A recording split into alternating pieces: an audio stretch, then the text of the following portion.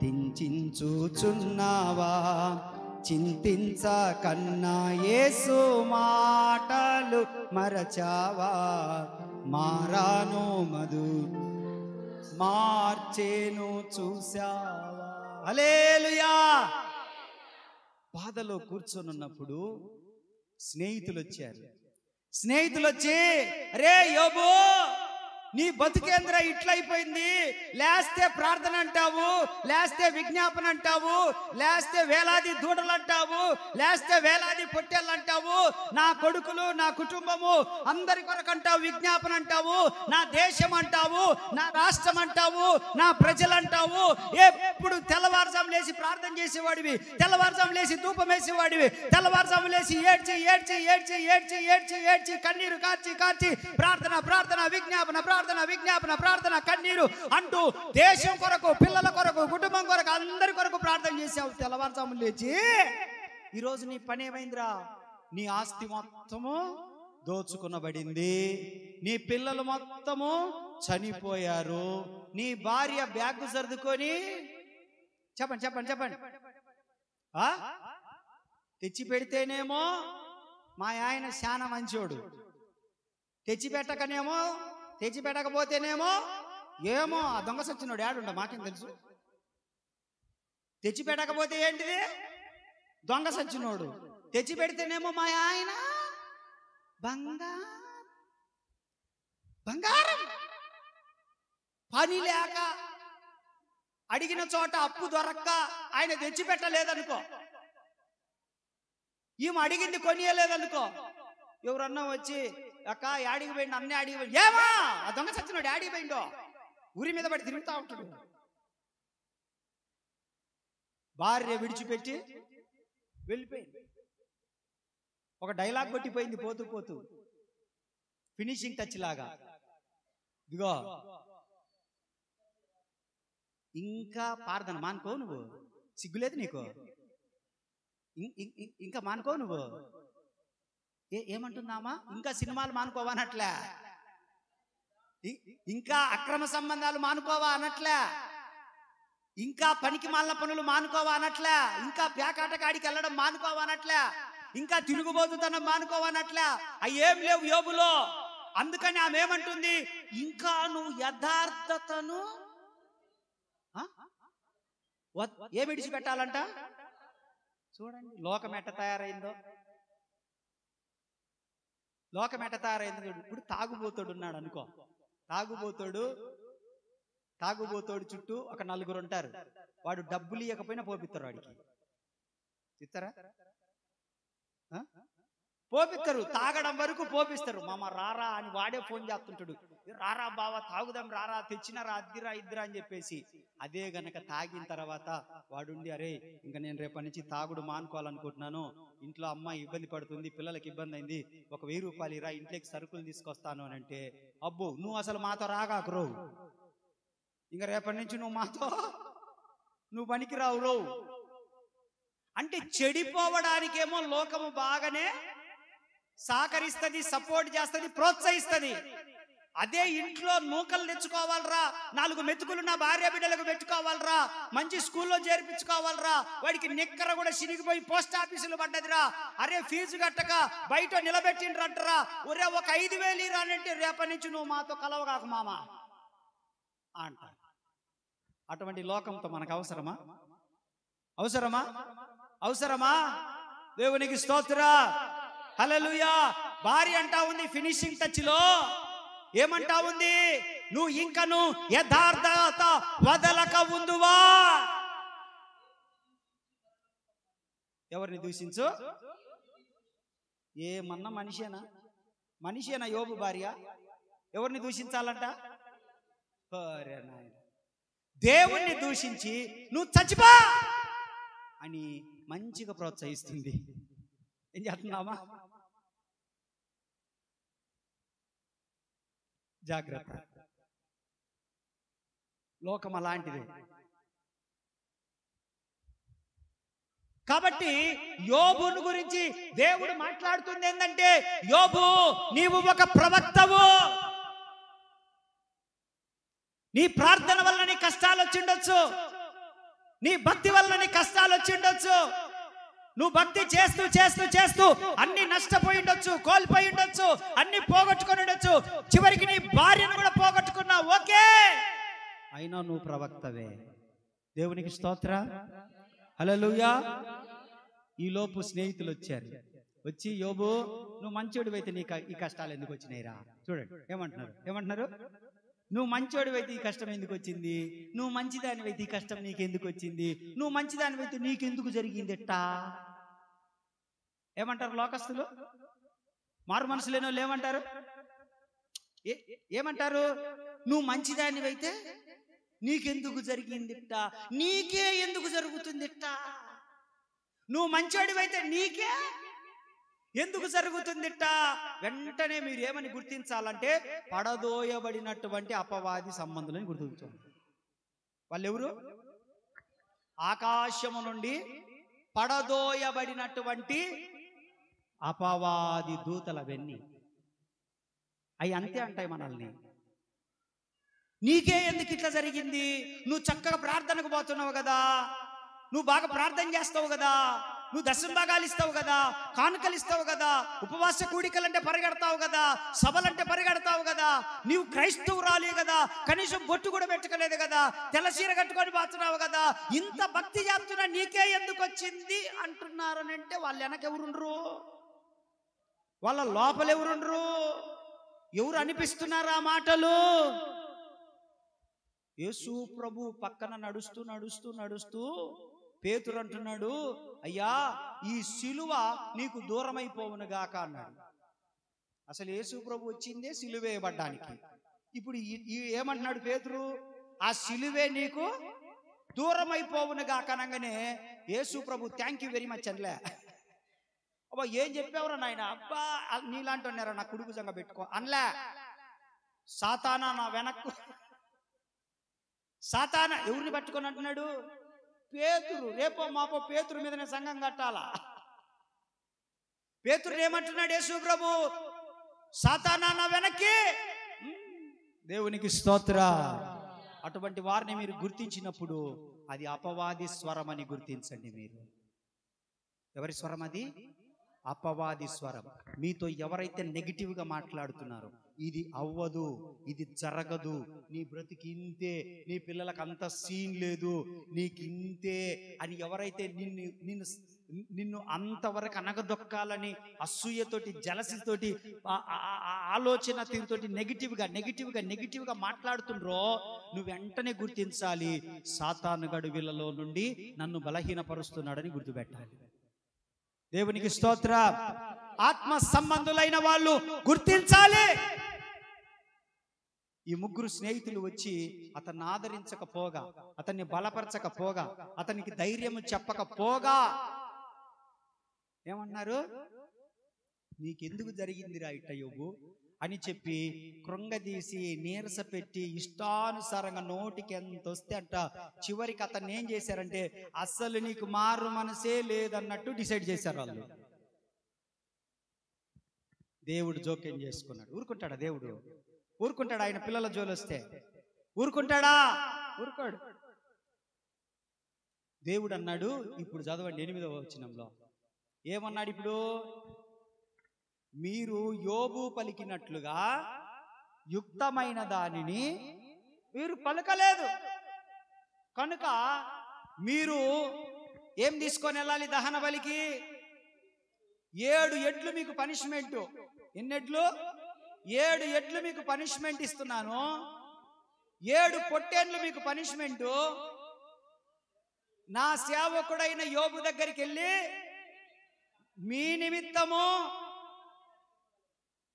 ఇప్పుడు ఎవరు ప్రార్థన చేస్తే వాళ్ళు బతుకుతారు? వినండి వినండి వినండి, చివరిగా మాట్లాడుతున్నాను. ఇది అర్థమయ్యేటోళ్ళకి అర్థమవుతుంది, అందరికి అర్థం కాదులే ఇది.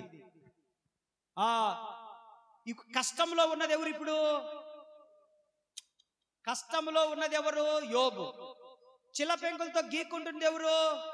యోబు. అనారోగ్యం పాలైంది ఎవరు? భార్యాబిడ్డలను పోగొట్టుకుంది ఎవరు? ఆస్తులు పోగొట్టుకుంది ఎవరు? బూడిదలో కూర్చుంది ఎవరు? బూడిద చల్లుకుంటుంది ఎవరు? కురుపులతో ఉన్నది ఎవరు? అందరి చేత అసహించబడింది ఎవరు? ఊరికి వెలుపల బతుకుతున్నది ఎవరు? అటువంటి వ్యక్తిని గురించి మాట్లాడుతూ, అబ్బాయిలో మీరు యోబు గురించి తక్కువ మాట్లాడారు, నా గురించి తక్కువ మాట్లాడారు, కాబట్టి మా ఇద్దరి గురించి మీ ఇష్టానికి నోటికి ఎంత వస్తే అంత మాట్లాడినరు, నోటికి ఎంత వస్తే అంత మాట్లాడను. అందుకని నా గురించి యోబు గురించి నోటికి ఎంత వస్తే అంత మాట్లాడినరు. కాబట్టి మీరు 7 ఎడ్లు 7 పొట్టేళ్లను యోబు దగ్గరికి తీసుకొని వెళ్ళి యోబు వాటిని బలిస్తే మిమ్మల్ని నేను క్షమిస్తా, యోబు మీ కొరకు ప్రార్థన చేస్తే మిమ్మల్ని క్షమిస్తా, లేకపోతే మిమ్మల్ని చంపేస్తా అన్నాడు దేవుడు. అన్నాడా లేదా?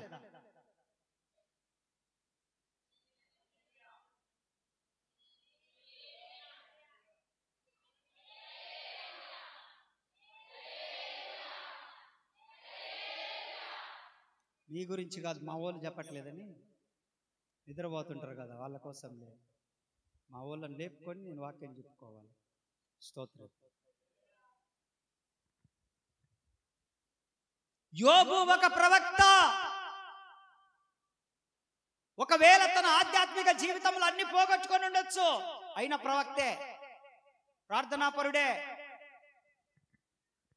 ఎలా ప్రవక్తగా మార్చబడ్డాడు యోబు అనంటే, నశించిపోబోతున్న తన స్నేహితుల కొరకు, పతనమైపోబోతున్న తన స్నేహితుల కొరకు, మరికొద్ది క్షణాల్లో సావబోతున్నటువంటి తన స్నేహితుల ప్రాణములను అంత కించపరిచి మాట్లాడినా, అంత అవహేళన చేసి మాట్లాడినా, అంత అన్యాయంగా నోరు పారేసుకున్నా, అంత ఎగతాళి చేసి మాట్లాడినా, నోటికి ఎంత వస్తే అంత మాట్లాడినా, అయినా వాళ్ళ గురించి యోబు ప్రార్థన చేస్తేనే వాళ్ళు బ్రతికారు. ఆమేన్, ఆమేన్. ప్రభు అంటున్నాడు, నా సేవకుడైన యోబు ప్రార్థన చేస్తే మిమ్మల్ని బతికిస్తా. వాడికి ఇండ్లు లేకపోవచ్చు, అయినా వాడి ప్రార్థన గొప్పది. వాడికి ఆస్తి లేకపోవచ్చు, అయినా వాడి ప్రార్థన, వాడి దగ్గర బంగారం లేకపోవచ్చు, అయినా వాడి ప్రార్థన, మాట్లాడరా ఏంటిది, గొప్పదే. వాడికి ఏం లేకపోవచ్చు, భార్య కూడా సూటికేసి సర్దుకొని పుట్టింటికి పోయి ఉండొచ్చు, అయినా వాడి ప్రార్థన. వాడు భార్యని నమ్ముకోలేదురా, బంగారాన్ని నమ్ముకోలేదురా, పిల్లలను నమ్ముకోలేదురా, ఆస్తిపాస్తులను నమ్ముకోలేదు. యోబు ఎవరిని నమ్ముకున్నాడు? ప్రార్థన విజ్ఞాపన జీవితాన్ని నమ్ముకున్నాడు యోబు. ఆమేన్, హల్లెలూయా, హల్లెలూయా.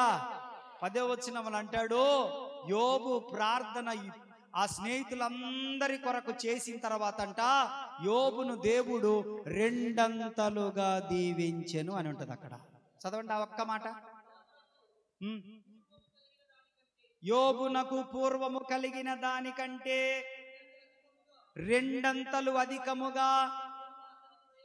అబ్బా, కొడు చప్పట్లో.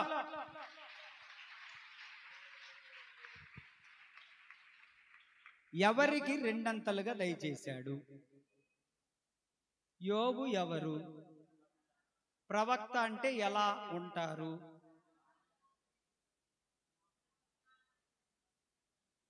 మూడు క్వాలిటీలు చెప్పా: ప్రార్థన, విజ్ఞాపన,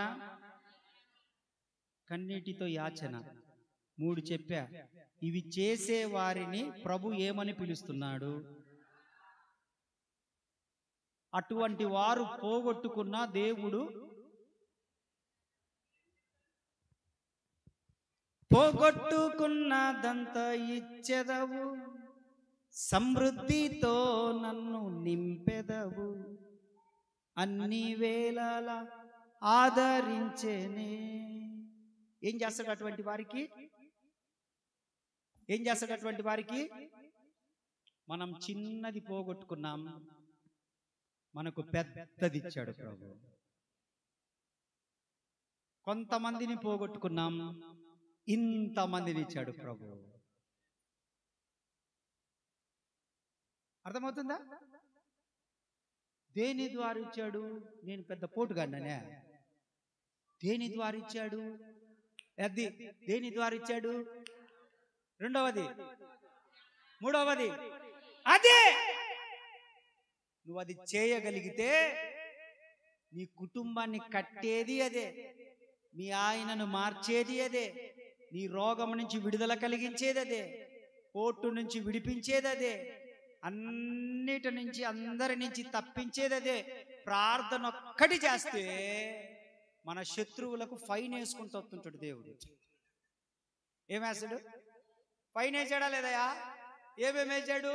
7 ఎద్దులు 7 పొట్టేళ్ళు ఊరి నీ దుంపదాగా ఫైన్ వేసాడా లేదా శత్రువులకి? అది మనల్ని ఎగతాళి చేసే వారికి ఫైన్ పడుతుంది. ఫైన్ రుసుము చెల్లించుకోవాల్సిందే, జరిమానా చెల్లించుకోవాల్సిందే, విడిచిపెట్టేదేం లేదు. ఇంకా చాలా ఉన్నాయని వచ్చే వారం చెప్పుకుందాం. మిగతాది ఎవరెవరు ఇంకా ప్రవక్తలుగా పిలువబడ్డారు. మొట్టమొదటిగా అబ్రహాము ప్రవక్త. తన కొరకు దేవుడు రాజులను గద్దించాడు. చెప్పండి, తన కొరకు రాజులను గద్దించాడు. Very good. రెండవది యోబు ప్రవక్త. తన కొరకు స్నేహితులను గద్దించాడు, స్నేహితులకు ఫైను వేశాడు. తదనంతరము 2 ధైర్యంగా ఉండండి. ఏదైనా పోగొట్టుకున్నారా దేవుని నిమిత్తం? ఓకే, 2 ఇస్తాడు ఆయన. నేను అనుభవించాను, భక్తులు అనుభవించారు, మీరు అది అనుభవిస్తారు. నేను అనుభవించాను, భక్తులు అనుభవించారు, మీకు అదే అనుభవం. ఏది పోగొట్టుకుంటామో దేవుడు 2 ఇస్తాడు. ప్రార్థనా పరులకు, విజ్ఞాపనకర్తలకి, కన్నీటితో యాచన చేసేవారికి దేవుడు తిరిగి సమృద్ధికి ఇస్తాడు. ధైర్యంగా ఉండండి. దేవుడి మాటలు దీవించును గాక. వచ్చే వారం మిగతాది కంటిన్యూ చేద్దాం. ఎవరైతే బల్లలో పాలు పొందాలనుకుంటున్నారో వారు మాత్రం లేచి నిలబడండి, మిగతా వారు అలాగే కూర్చోనండి. బల్లలో పాలు